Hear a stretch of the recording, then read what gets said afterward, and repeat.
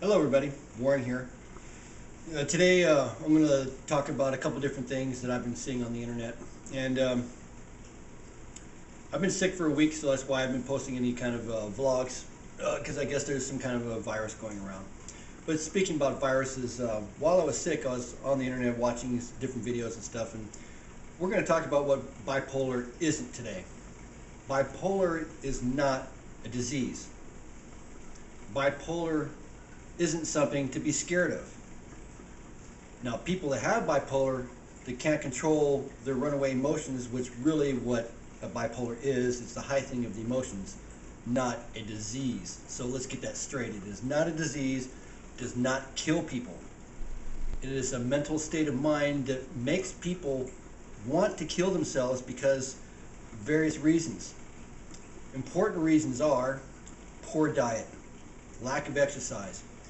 Very, very important problem is not getting any moral support from either friends or family members that don't understand, and most importantly, family members who refuse to admit they too have the disease.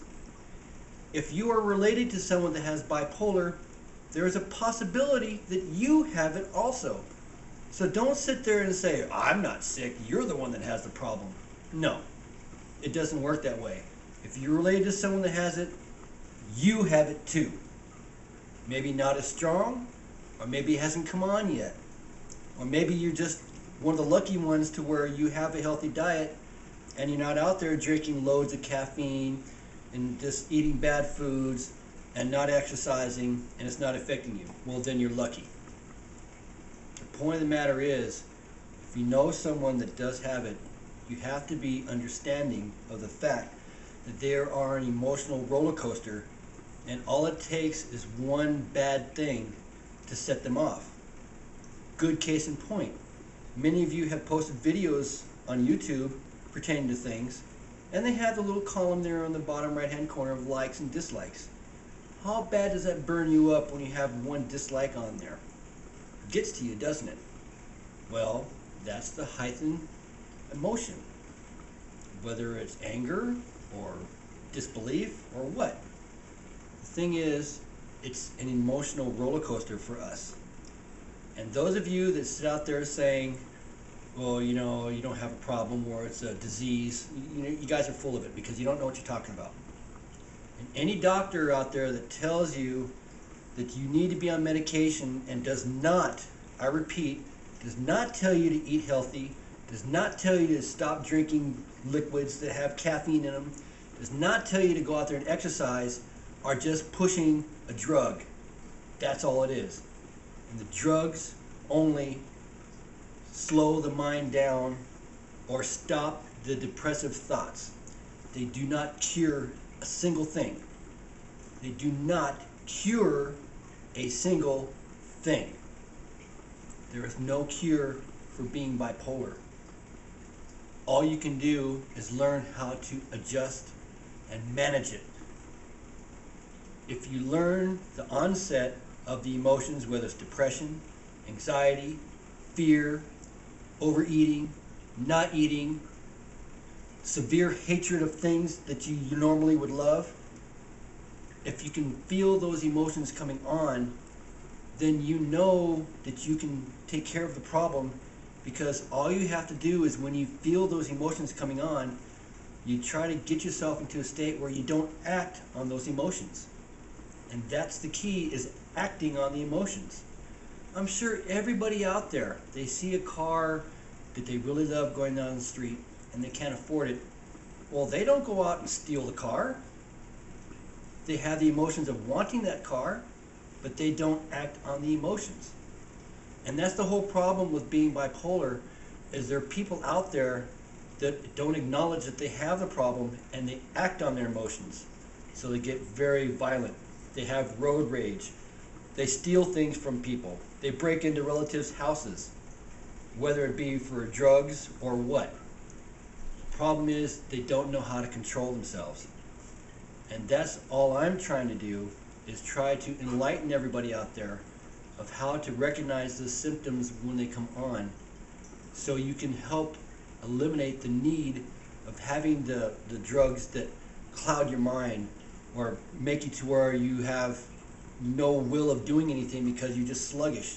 You don't want to go outside because you're too tired or whatever reason. That's all my message is for, is to help you. I'm not telling anybody out there, don't see a doctor. I'm not telling anybody out there, stop taking your medication. All I'm saying is, drink healthy fluids, fruit juices, water, anything that doesn't have caffeine in it. Get this stuff right here out of your system. You do not need to drink any kind of energy juices. No Red Bull, no coffee. That is nothing but fuel for the bipolar, because it gets your body aroused, gets your brain thinking faster, and when you get your brain thinking faster, it's harder to control.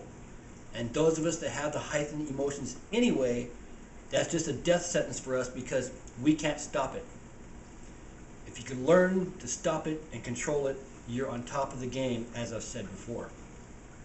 So I'm sorry if people out there are taking my message saying, get off medications. You don't need medications. Some of us do need the meds in order to help us get to a centering point. And that's another point that I want to bring up. I refer to the term centering point only because it's a place of mind that you can go to that before you had the onset of the bipolar, which a lot of us didn't come into it until we were like in our mid-20s. When we were younger, we had HDAD, and that is a product of being bipolar, and I still have it to this day. The thing is, if you can go to a place when you were younger and you felt normal, if you have access to that place, go back there. Spend some time. Let your mind be like a computer and let it reboot itself. And then maybe things will be clearer for you. And you don't need to take that pill to slow down your mind because you're having crazy thoughts.